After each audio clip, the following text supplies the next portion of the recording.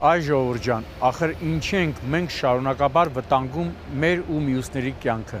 Հարցս ուղղված է հիմնականում այն վարորդներին, որոնք շատ լավ գիտեն, որ ղեկին նստելիս սաղ դարդ ու ցավերը պիտի դնես մի կողմ, մինչև հասնես նպատակակետիդ, բայց ոչ, միայն դարդերը չեն կարողանում մոռանալ, այլև մեկ էլ կտեսնես, ասենք, հեռախոսի մեջ են խորացած, այ ընկեր, գոնե հասկանում ես, թե ինչ կարգի վտանգի ես ենթարկում քեզ ու հավանական թիրախիդ, ախր ինչի պետք է տևական ժամանակ մեր ռեպորտաժների մեծ մասը զբաղեցնեն ինքնավթարները, խելքի հաշեցեք, քանի դեռ ուշ չէ։ Խնդրեմ, էս ինչի ա նման էլի։ Օրը ցերեկով Մայրաքաղաքի Դավիթաշեն համայնքի Աղաբաբյան փողոցում տեղի ունեցած ինքնավթարի միակ դրական կողմը մարդկային կորուստ չունենալն էր, բայց որ բնակչին շոշափելի նյութական վնաս էր հասցվել, հենա տեսնում եք ինքներդ, ինչքան ուժ ունի այս BMW-ի վարորդը վնասը հասցրել այս տան տիրոջը, ընդ որում արդարացումների ժամանակ հստակորեն հետևելով Գյուլնաս տատիկի թեզերին։ Այս պատուանը ոնց է։ Այն երկն է точно, ասա պատուանը բացարա։ Գնացել է այդ ավտոն։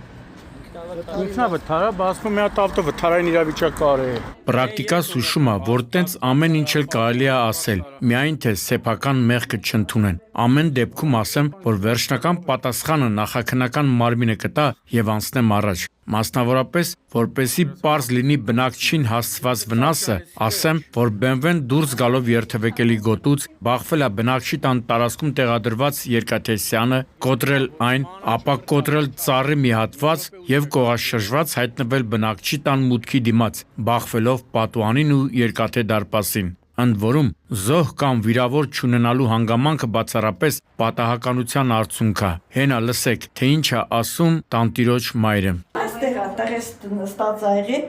ես ես դուրս էի ուզում դուրս գնայիք տեղը վեր անեի։ Աստված ասում եք, այդ որ ասում եք։ Աստծո զորությունը։ Այո, Աստծո զորությանը պետք է միշտ ապավինել։ Հենա BMW-ի չարաճճի վարորդն էլ հավանաբար ապավինել, որ նման ինքնավթարից հետո նույնիսկ չի վիրավորվել։ Պարեկները նրան ենթարկել են սթափության փորձաքննության, պարզվել է, որ սթափ է։ Հետո վարկած շրջանառեց, որ ինքնավթարի պատճառը եղել է մեքենայի տեխնիկական անսարքությունը։ Այս վարկածն էլ թող իրավապահները քննարկեն, որովհետև դա էլ կարա լինի։ Բայց հարցերի հարցը մնում է, ով է փոխհատուցելու բնակչի վնասը։ Ոնց հասկանում եմ, այս BMW-ի վարորդը, եթե մեքենան կասկո առաջ չլինի, հաստատ նյութական կլորի կորուստ է ունենալու։ Կասկածյորական վթարել ոնց է ալնում։ Վարորդն էլ առաջ կոպրծել դուք էլ։ Շպրտվել է, հա, բա շատ արագ է եղել։ Էս էլ էս ժանրի երկրորդ պատահարը, գժանոց է ժողովուրդ ջան, այլ մեքենա պետք չի։ Մեր փառապանց վարորդները իրենք իրենց գլխին նենց են սարքում, որ էլ ասելու չի։ Սրան էլ եթե գումարում եք փաստը, որ վարում են ռուսական կամ խորհրդային ժառանգություն մնացած երկաթե սենց ասեմ թափոնները, նման վիճակները լրիվ սպասելի ու կանխատեսելի են դառնում։ Տո մեկ գազել, մեկ պազ, այ մարդ, ես չեմ հասկանում, դուք ուրիշ հերոսների անուններ չգիտեք, քեզ եմ հարցնում, Արարատի մարզի Սիս Սիփանիկ ավտոճանապարհին այս ավտոբուսը նման օրը գցած վարորդ։ Գազի արտոս եղել, հա։ Որ ասֆալտը աղարացել էին,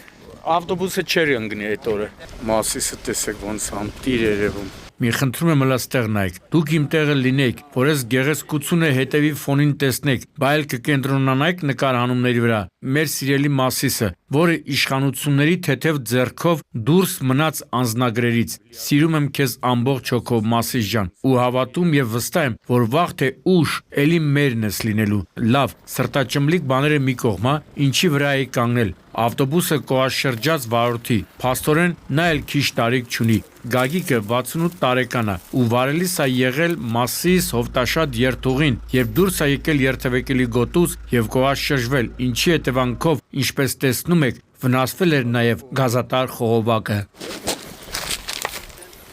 Այն ասֆալտի տեղից միջև ընդ քանի կիլոմետր կլինի, որ սենց վիճակա։ Մի 5 կիլոմետր, չէ։ Բա եթե ճանապարհը այս վիճակի լինի, ավտոբուսն էլ կլխկոնձի տա։ Ամենևին էլ չեմ ուզում արդարացնել Գագիկին։ Ուղղակի իրոք խայտարակ ճանապարհ էր։ Ավտոբուսի կողաշրջման պահին ներսում փաստորեն 6 հոգի ա գտնվել, որոնց շտաբօգնության բժիշկները առաջին օգնություն են ցուցաբերել, իսկ ղի կնոջը տեղափոխել են հիվանդանոց։ Հաստատ լավ կհիշի այս պահ, ու երբ ծննդաբերի, կարա երեխայի անունը ասենք Բախտիկ դնի, բայց ասեք, որ լավ էլ անուն է։ Կարող եք արձանագրել, որ Շամշանը նոր անուն հորինեց։ Այս ուսանողականն անվճար երթուղի։ Մեծ տրակտոր եկել է օգնելու, որ ավտոբուսը դզի, ակրամպետ չի գա։ Հիմա ներկայացնեմ այս տեսանյութի թվով 3-րդ ինքնավթարը։ Մարգարա Վանաձոր Տարշիր ճանապարհը 5 մատից նման գիտեմ։ Այնքանը մեծ հատվածով դես ու դեն արել, որ ասելու չէ։ Այս անգամ մի քանի ժամ հեռավորությամբ ճանապարհը կտրեցի 25-ամյա Կարենի խաթր։ Հենց նա է եղել այս Mitsubishi ղեկին, երբ հիշյալ ճանապարհի Հարթավան Քուչա գյուղերի միջանկյալ հատվածում դեպի Երևան ընթանալիս դուրս է եկել հանդիպակաց երթևեկելի գոտի, բախվել հողաթմբին եւ գլխի վայր հայտնվել դաշտով անցնող երկաթե ջրախողովակի վրա։ Մարդու բան չի եղել, չէ։ Լավ է։ Ուզում էի ասել փառքը շատ Բարսել ջան, երբ հայտնեցին, որ վթարի հետևանքով այնուամենայնիվ մեկ հոգի բժշկական օգնություն ստանալու նպատակով շտաբօգնության բժիշկների հերթապահ խմբի կողմից տեղում անհրաժեշտ բուժօգնություն է ստացել, ապա տեղափոխվել ապարան բժշկական կենտրոն, սակայն վիրավորը հրաժարվել է հիվանդանոցում մնալուց, իսկ դա նշանակում է, որ վիճակը նորմալ է եղել։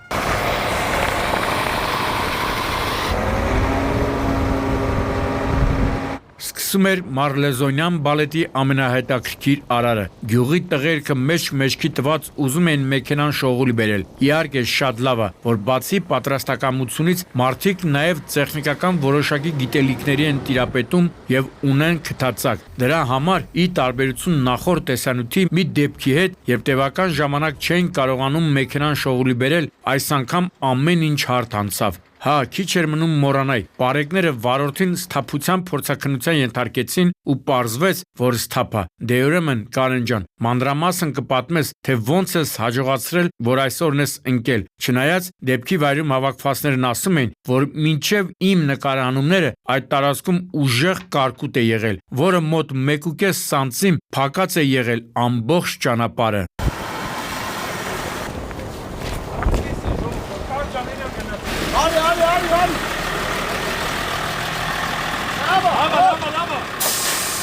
Լավ, վсё, ինքնավթարները պրծանք, անցնենք արդեն դասական վթարներին։ Ինչ եք հասկանում, երբ այսպիսի պատկեր եք տեսնում։ Համաձայն եմ, որ մեքենաների բախման վայրը եղել է Խաչմերուկը, հաշվի առնելով մեքենաների վնասվածքները, բայց ամեն ինչի մասին հերթականությամբ, եւ ուրեմն գտնվում ենք մայրաքաղաքի Դավիթ Անախտ Ուլնեցի փողոցների հատման վայրում, Դավիթ Անախտի զբոսայգու դիմաց, որտեղ ժամը 22:50-ի սահմաններում իրար են բախվել 51-ամյա Արմենի Մայբախն ու 39-ամյա Արայքի Հոնգչին, ինչից հետո Մայբախը բախվել է ճանապարհի թույլատրելի հատվածում կայանված Toyota-ին։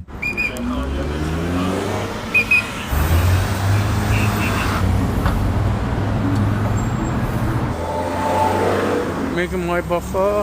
3 վիրավոր, քանի որ բոլոր 3 մեքենաների վնասվածքները բավականին լուրջ են, ենթադրելի է, որ մեքենաները կամ դրանցից գոնե մեկը մեծ արագություն է զարգացրած եղել։ Առանց արագության նման պատկեր ստանալ հնարավոր չէր։ Ըստ հավաքվածների մեծ արագություն ունեցողը եղել է Մայբախը։ Նախաքնական մարմինը մեկ այլ հանգամանք էլ պետք է պարզի, մասնավորապես պարեկները կասկած ունեն, որ իրականում Մայբախի ղեկին ուրիշ մարդ է եղել, սակայն վարորդ ներկայացել է Արմենը։ Իսկ դա կարող է տեղի ունենալ մի շարք հանգամանքներից ելնելով, ասենք իրական վարորդը խմած լինի կամ օրինակ զրկված լինի վարորդական վկայականից։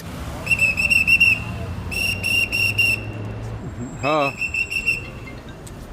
ու մինչև իրավապանները նշած ռեբուսները կլուծեն, ասեմ, որ վթարի հետևանքով 5 հոգի, որոնց առաջին օգնությանն ասել քաղաքացիները, տեղափոխվել են Երևանի տարբեր հիվանդանոցներ։ Հուսանք նրանց կյանքին վտանգ չի սպառնում։ Այս վթարի կազմակերպչի ուղեղին պետք է շպրիցով ներարկել այն պարզ ճշմարտությունը, որ մայրաքաղաքում չի կարելի մեծ արագություն զարգացնել, անգամ այն դեպքում, երբ թվում է, թե փողոցը դատարկ է։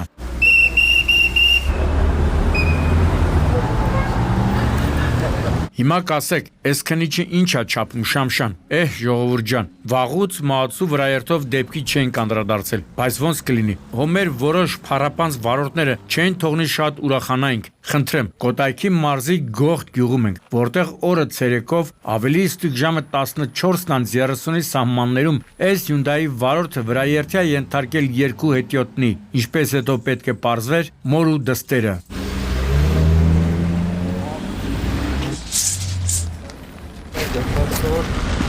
Ես չեմ հասկանում, այս մեր թիքա ճանապարհներին ոնց կարելի է արագություն զարգացնել։ Ախր ստեղ պետք է առավելագույն արագությունը 40 լինի։ Էն էլ վարորդը պետք է միշտ հաշվարկի, որ ցանկացած պահի կարող է արգելակի սեղմակի օգնությանը դիմի։ Այ Hyundai վարորդ, հա ապրես, որ դեպքի վայրից չես ճողոպրել, ահազանգել ես շտաբօգնություն եւ օգնել ես, որպեսի վիրավորներին տեղափոխեն հիվանդանոց, որ հարբած չես եղել, բայց չգիտեր, որ գյուղի հիմնական փողոցում չի կարելի արագ քշել։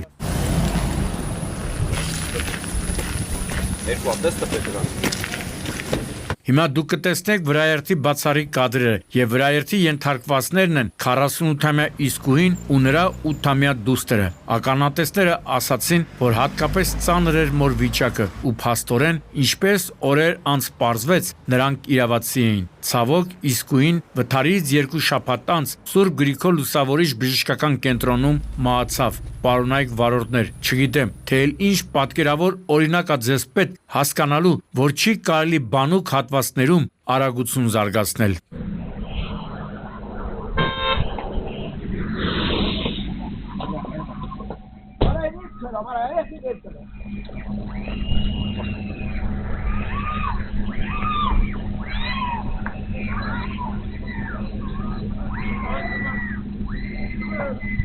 Եվ վերջում Երևանի Դավիթ Բեկ փողոցում ողբերգական ավտովթարի մասին։ Այ մարդ, քանի անգամ եմ ասել, որ բեռնատար քշելը թթութան չի, ամեն մարդու բան չի։ Այնքան եմ ասել, որ երբ բեռնատարների վարորդները ինձ հանդիպում են փողոցում, մեքենայի միջից գոռում են. «Շամշան ջան, բեռնատար քշելը թթութան չի, ամեն մարդու բան չի»։ Հա, այդ լավ է, որ անգիր եք արել, բայց լսելը մի այբ է, լսածը կյանքի կոչելը մեկ այլ։ Ու եթե սրան հավելում ենք Դավիթ Բեկի փողոցում սպուսկներով հատվածները, այս պատկերը թերևս կանխատեսելի էր։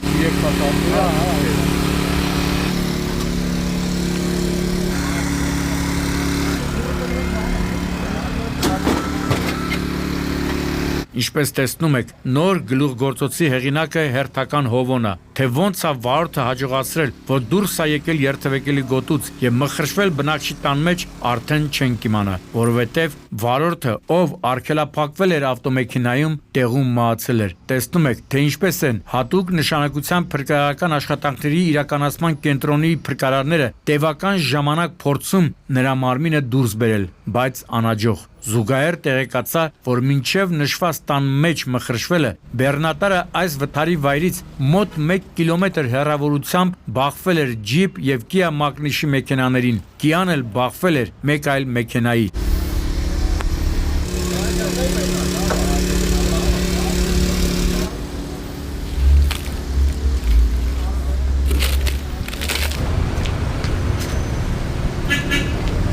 Այսինքն չի բացառվում, որ մեքենան ունեցել է տեխնիկական բնույթի խնդիրներ, բայց քննիչի նշանակված փորձաքննությունները կարող են այլ բան էլ պարզել։ Մասնավորապես չի բացառվում, որ Հովոյի վարորդը 35-ամյա Էմինե Ղեկին հանկարծամահ է եղել։ Սպասենք դիակի դատաբժշկական եւ ավտոտեխնիկական փորձաքննությունների պատասխաններին։ Այդուհանդերձ բեռնատարների վարորդներին եւս մեկ անգամ կոչ անենք այս զռլամաների շահագործման ընթացքում ցուցաբերել առավելագույն զգոնություն եւ սերտել բոլոր նրբությունները։